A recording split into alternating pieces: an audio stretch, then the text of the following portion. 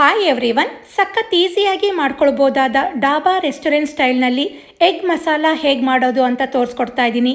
ಇದಂತೂ ತುಂಬಾ simple recipe, ಅದರ ಟೇಸ್ಟ್ ಅಂತೂ ತುಂಬಾ ಚೆನ್ನಾಗಿರುತ್ತೆ. ಜಾಸ್ತಿ ಮಸಾಲೆ ಅಂತ ಅನಿಸಲ್ಲ, ಆದರೆ ತುಂಬಾ ಫ್ಲೇವರ್ಫುಲ್ ಆಗಿರುತ್ತೆ. ಚಪಾತಿ, ನಾನ್, ಕುಲ್ಚಾ, ಗೀ ರೈಸ್ ಮತ್ತು ಪ್ಲೇನ್ ರೈಸ್ಗೂ ಒಳ್ಳೆ ಕಾಂಬಿನೇಷನ್. ಡಾಬಾ ರೆಸ್ಟೋರೆಂಟ್ ಸ್ಟೈಲ್ನಲ್ಲಿ ಅಂತ ಅಂದ ತಕ್ಷಣ ಫ್ಯಾನ್ಸಿ ಇಂಗ್ರೀಡಿಯೆಂಟ್ಸ್ಗಳನ್ನು ಬಳಸ್ತಾ ಇದ್ದೀನಿ ಅಂತ ಅಂದ್ಕೋಬೇಡಿ. ಮನೆಯಲ್ಲೇ ಇರುವಂಥ ಬೇಸಿಕ್ ಪದಾರ್ಥಗಳನ್ನು ಬಳಸಿ ಮಾಡೋ ಅಂಥದ್ದು. ಬ್ಯಾಚುಲರ್ಸ್ಗಳು ಹಾಗೆ ಹೊಸದಾಗಿ ಅಡುಗೆ ಕಲಿತಾ ಇರೋರಂತೂ ಈಸಿಯಾಗಿ ಮಾಡ್ಕೊಳ್ಬೋದು. ಇಷ್ಟು ಸಿಂಪಲ್ಲಾದ ಎಗ್ ಮಸಾಲ ಮಾಡಲಿಕ್ಕೆ ಮೊದಲಿಗೆ ಮಸಾಲೆ ರುಬ್ಕೊಳ್ಳೋಣ.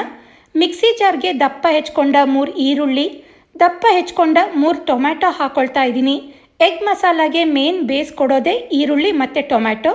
ನಂತರ ಇದಕ್ಕೆ 2 ಹಸಿಮೆಣಸು, ಒಂದು 2 ಟೀ ಸ್ಪೂನಷ್ಟು ಬೆಳ್ಳುಳ್ಳಿ, 3/4 ಇಂಚ್ ಶುಂಠಿ, ಹಾಗೆ ಸ್ವಲ್ಪ ಜಾಸ್ತಿನೇ ಕೊತ್ತಂಬರಿ ಸೊಪ್ಪನ್ನು ಹಾಕ್ಕೊಳ್ತಾ ಇದ್ದೀನಿ.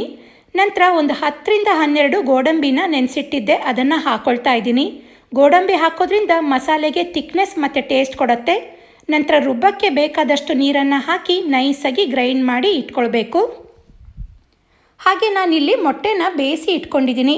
ಈ ಮೊಟ್ಟೆಗಳಿಗೆ ಚಾಕುಯಿಂದ ನಾನೀಗ ತೋರಿಸ್ತಾ ಇರೋ ರೀತಿಯಲ್ಲಿ ಕಟ್ಸ್ನ ಹಾಕ್ಕೊಳ್ಳಿ. ಈ ಎಗ್ ಮಸಾಲ ಎಷ್ಟು ಬೇಗ ಆಗೋಗುತ್ತೆ ಅಂದರೆ ಮೊಟ್ಟೆಗಳನ್ನು ಬೇಯಿಸ್ಕೊಳ್ಳೋ ಅಷ್ಟರಲ್ಲಿ ಮಸಾಲೆನ ರೆಡಿ ಮಾಡಿ ಇಟ್ಕೊಳ್ಬೋದು. ನೋಡಿ, ಮೊಟ್ಟೆಗಳಿಗೆ ಈ ರೀತಿ ಕಟ್ಸ್ನ ಹಾಕ್ಕೊಂಡ್ಮೇಲೆ ಈ ಮೊಟ್ಟೆಗಳನ್ನು ಒಂದು 2 ನಿಮಿಷ ಫ್ರೈ ಮಾಡ್ಕೊಳ್ಬೇಕು.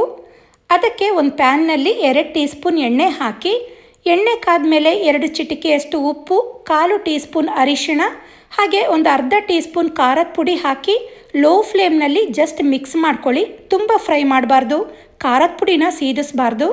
ಇದನ್ನು ಮಿಕ್ಸ್ ಮಾಡ್ಕೊಂಡ್ಮೇಲೆ ಬೇಯಿಸ್ಕೊಂಡ ಮೊಟ್ಟೆನ ಹಾಕಿ ಲೋ ಫ್ಲೇಮ್ನಲ್ಲೇ ಒಂದು 2 ನಿಮಿಷ ಫ್ರೈ ಮಾಡ್ಕೊಳ್ಳಿ.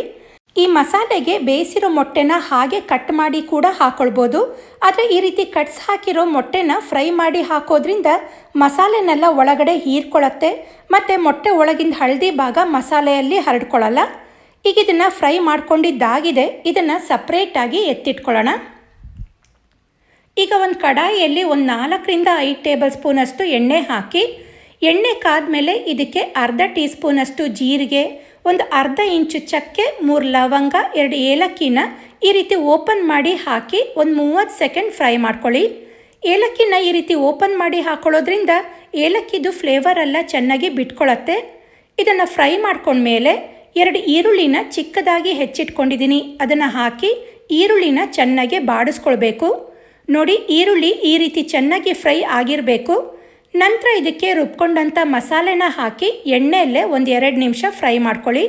ನಾವು ಮಸಾಲೆ ಪದಾರ್ಥಗಳನ್ನು ಯಾವುದೂ ಹುರ್ಕೊಂಡಿರಲಿಲ್ಲ, ಹಾಗೆ ಗ್ರೈಂಡ್ ಮಾಡ್ಕೊಂಡಿದ್ವಿ. ಅದರಿಂದ ಮಸಾಲೆದು ಹಸಿ ವಾಸನೆ ಹೋಗೋ ತನಕ ಇದನ್ನು ಬೇಯಿಸ್ಕೊಳ್ಬೇಕು. ಇದಕ್ಕೆ ಗೋಡಂಬಿನೂ ಕೂಡ ಹಾಕಿರೋದ್ರಿಂದ ಮಸಾಲೆ ಕುದ್ದಂಗೂ ಗಟ್ಟಿ ಆಗ್ತಾ ಹೋಗುತ್ತೆ. ಈಗ ಮಸಾಲೆ ಚೆನ್ನಾಗಿ ಕುದೀತಾ ಇದೆ. ಇದಕ್ಕೆ ರುಚಿಗೆ ತಕ್ಕಷ್ಟು ಉಪ್ಪು, ಒಂದು 1/4 ಟೀ ಸ್ಪೂನ್ ಅರಿಶಿಣ, ಖಾರಕ್ಕೆ 1 ಟೇಬಲ್ ಸ್ಪೂನಷ್ಟು ಖಾರದ ಪುಡಿ, ನಂತರ 1 ಟೀ ಸ್ಪೂನ್ ಕೊತ್ತಂಬರಿ ಪುಡಿ, ಹಾಗೆ 1 tea spoon garam masala powder, ಒಂದು ಅರ್ಧ ಟೀ ಸ್ಪೂನಷ್ಟು ಕಾಳು ಮೆಣಸಿನ ಪುಡಿ ಹಾಕಿ ಮಸಾಲೆ ಜೊತೆ ಚೆನ್ನಾಗಿ ಮಿಕ್ಸ್ ಮಾಡ್ಕೊಳ್ಳಿ. ಈ ಮಸಾಲೆನೆಲ್ಲ ಚೆನ್ನಾಗಿ ಮಿಕ್ಸ್ ಮಾಡ್ಕೊಂಡ್ಮೇಲೆ ಒಂದು ಸಣ್ಣ ಕಪ್ಪಷ್ಟು ಮೊಸರನ್ನು ಚೆನ್ನಾಗಿ ಬೀಟ್ ಮಾಡ್ಕೊಂಡಿರೋದನ್ನು ಹಾಕಿ ಚೆನ್ನಾಗಿ ಮಿಕ್ಸ್ ಮಾಡ್ಕೊಳ್ಳಿ. ಈ ಮಸಾಲೆಗೆ ಮೊಸರು ಹಾಕಿರೋದ್ರಿಂದ ಒಳ್ಳೆ ಟೇಸ್ಟ್ ಕೊಡುತ್ತೆ. ಮೊಸರನ್ನ ಹಾಕ್ಕೊಳ್ಳಬೇಕಾದ್ರೆ ಮೊಸರನ್ನ ಈ ರೀತಿ ಚೆನ್ನಾಗಿ ಬೀಟ್ ಮಾಡಿ ಹಾಕ್ಕೊಳ್ಳಿ. ಹಾಗೆ ಹಾಕಿದ್ರೆ ಮಸಾಲೆಯಲ್ಲಿ ಮೊಸರು ಒಡಕಲು ಥರ ಕಾಣುತ್ತೆ. ಹಾಗೆ ಈ ಮಸಾಲೆಗೆ ಮೊಟ್ಟೆ ಹಾಕೊಳ್ಳೋಕ್ಕಿಂತ ಮುಂಚೆನೇ ಮಸಾಲೆನ ಚೆನ್ನಾಗಿ ಕುದಿಸ್ಕೊಳ್ಬೇಕು.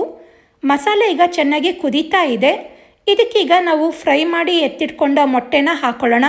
ಮೊಟ್ಟೆಗಳನ್ನು ಹಾಕೊಂಡ ನಂತರ ಮೇಲ್ಗಡೆ 1 ಟೀ ಸ್ಪೂನಷ್ಟು ಕಸೂರಿ ಮೇಥಿ ಹಾಕಿ ಮೊಟ್ಟೆ ಮಸಾಲೆನೆಲ್ಲ ಅಬ್ಸರ್ವ್ ಮಾಡ್ಕೊಳ್ಳೋ ತನಕ ಲೋ ಫ್ಲೇಮ್ನಲ್ಲೇ ಒಂದು 8ರಿಂದ 10 ನಿಮಿಷ ಬೇಯಲಿಕ್ಕೆ ಬಿಡಬೇಕು. ಒಂದು 10 ನಿಮಿಷದ ನಂತರ ಮಸಾಲೆ ಎಲ್ಲ ಚೆನ್ನಾಗಿ ಕುದ್ದಿ ಮೊಟ್ಟೆ ಮಸಾಲೆನೆಲ್ಲ ಚೆನ್ನಾಗಿ ಅಬ್ಸರ್ವ್ ಮಾಡ್ಕೊಂಡಿರತ್ತೆ. ಈಗ ತುಂಬಾ ಈಸಿಯಾಗಿ ಮಾಡ್ಕೊಳ್ಬೋದಾದ ತುಂಬಾ ರುಚಿಯಾದ ಎಗ್ ಮಸಾಲ ರೆಡಿಯಾಗಿದೆ. ಚಪಾತಿ, ಕುಲ್ಚಾ, ನಾನ್ಗಳಿಗೆ ಹಾಗೆ ಗೀ ರೈಸ್, ವೈಟ್ ರೈಸ್ಗೂ ಕಲಿಸ್ಕೊಂಡು ತಿನ್ನಲಿಕ್ಕೆ ತುಂಬಾ ಚೆನ್ನಾಗಿರುತ್ತೆ. ಈ ಎಗ್ ಮಸಾಲ ರೆಸಿಪಿ ನಿಮಗೆ ಇಷ್ಟ ಆಗಿದೆ ಅಂತ ಅಂದ್ಕೊಳ್ತೀನಿ. ಇಷ್ಟ ಆಗಿದರೆ ಕಮೆಂಟ್ ಮಾಡಿ ತಿಳಿಸಿ. ಹಾಗೆ ವಿಡಿಯೋಗೆ ಲೈಕ್ ಕೊಡಿ, ಶೇರ್ ಮಾಡಿ, ನನ್ನ ಚಾನಲ್ನ ಸಬ್ಸ್ಕ್ರೈಬ್ ಮಾಡ್ಕೊಳ್ಳಿ. ಇನ್ನೂ ಇದೇ ರೀತಿಯಾದ ಈಸಿ ರೆಸಿಪಿಗಳಿಗೆ ನನ್ನ ಯೂಟ್ಯೂಬ್ ಚಾನಲ್, ಫೇಸ್ಬುಕ್ ಪೇಜ್ ಹಾಗೆ ಇನ್ಸ್ಟಾಗ್ರಾಮ್ ಅಕೌಂಟ್ನ ಫಾಲೋ ಮಾಡೋದನ್ನು ಮರಿಬೇಡಿ. Thank you.